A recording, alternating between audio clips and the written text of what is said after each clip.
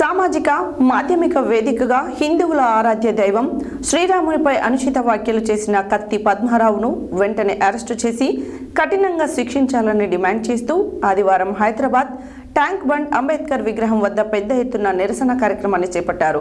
దీంతో ఆ ప్రాంతం మొత్తం శ్రీరామ నామ స్మరణతో మారుమోగింది. ఈ సందర్భంగా రాష్ట్రీయ దళిత సేవా founder social worker Hamara Prasad మాట్లాడారు. సామాజిక మాధ్యమిక వేదికగా హిందువుల ఆరాధ్య దైవం శ్రీరామునిపై అనుచిత వ్యాఖ్యలు చేసిన కత్తి పద్మారావును వెంటనే అరెస్టు చేసి కఠినంగా శిక్షించాలని డిమాండ్ చేస్తూ ఆదివారం హైదరాబాద్ ట్యాంక్ బండ్ అంబేద్కర్ విగ్రహం వద్ద పెద్ద ఎత్తున నిరసన కార్యక్రమాన్ని చేపట్టారు. దీంతో ఆ ప్రాంతం మొత్తం శ్రీరామనామ స్మరణతో మారుమోగింది. ఈ సందర్భంగా Rashtriya Dalit Sena founder social worker Hamara Prasad మాట్లాడుతూ, నా ప్రశ్నలకు సమాధానం అంబేద్కర్ వచ్చి చెప్తాడా, లేక అంబేద్కర్ భుజాలపై తుపాకు పెట్టి హిందువులపై దాడి చేసిన అంబేద్కరిస్టులు చెబుతారా? మీరే తేల్చుకోండి. నేను ప్రశ్నకే కాదు, చర్చకు కూడా సిద్ధమే. నిజాయితీ ఉన్నవాడు ఎవడైనా రావచ్చు అన్నారు. ఈ కార్యక్రమంలో Shivashakti founder president Karunakar, Rashtriya Dalit Sena founder social worker Hamara Prasad, Hindu Janashakti president Lalitha Kumar, భారీ సంఖ్యలో హిందువులు తదితరులు పాల్గొన్నారు.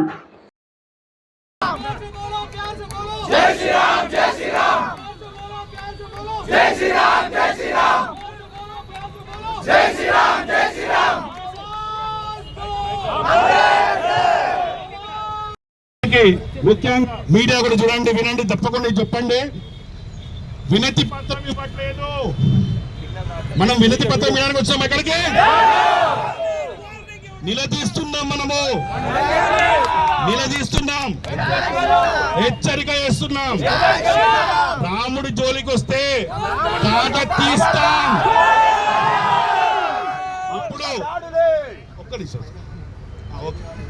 అంటే మేము ఒకటి క్లారిటీ ఇద్దామని. ఓకే, ఏది ఇది మనము వినతి పత్రం ఇవ్వట్లేదు, మరీ మరీ చెప్తున్నాం, డిమాండ్ ఇస్తున్నాము, ప్రశ్నిస్తున్నాం, హెచ్చరిస్తున్నాం.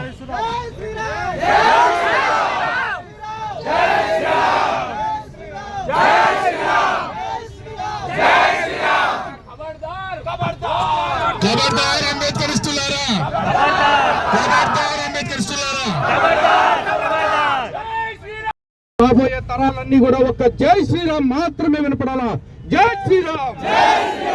రోజున ప్రతి ఒక్కడికి రామ మందిరం శంకుస్థాపన చేసింది మొదలు ఇప్పటిదాకా గుండెల్లో రైళ్లు పరిగెడతా ఉన్నాయి. రాముడి పేరు వినపడుతున్న ప్రతిసారి ఆ రైళ్లు పరిగెట్టి ఏం చేయాలో అర్థం కాక ఏం చేస్తున్నారంటే రాముడి గురించి నోరు బారేసుకుంటా వాళ్ళు శాడిజం తెచ్చుకుంటా ఉన్నారు. అంతేకాదు మన హిందువులందరూ మనం నోరు మూసుకుని కూర్చోవటం వల్ల రాముడిని, కృష్ణుడిని, లేకపోతే మన అమ్మవారిని అవమానించడం అనేది వీళ్ళకి టేక్ ఇట్ యాజ్ గ్రాంటెడ్ లాగా అయిపోయింది. అందుకే ఒక్కొక్క కుక్క ఇష్టం వచ్చినట్టు మురుగుతా ఉంది.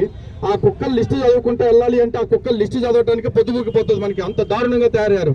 మరి అలాంటి వాళ్ళందరూ మన దేవీ దేవతలను దూషిస్తూ ఉంటే ఎంతకాలం మనం చూస్తూ ఊరుకుందాం? ఎవడో కుక్క నిన్న ఈ వీడియోలో తప్పుడు మాటలు మాట్లాడితే వాడి గురించి మీకు కౌంట్ ముందు దూషించి కూడా ఇలా ఈ రోజు కత్తి పద్మారావు క్షేమంగా బయట ఉన్నాడు అంటే అది చట్టాలు బలహీనంగా ఉన్నాయా, హిందువులు బలహీనంగా ఉన్నారా?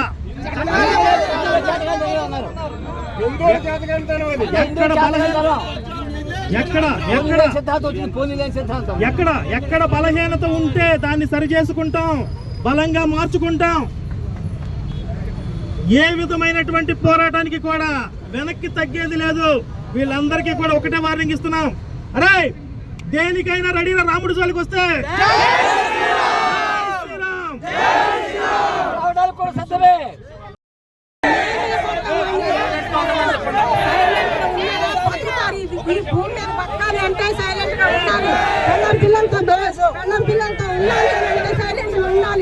ఎవరు మానవమానం దెబ్బతినడానికి వచ్చితే మడికి ఫస్ట్ కత్తి సీన్కి ఏమైతే జరిగిందో ఎలా పోయాడో, ఏ విధంగా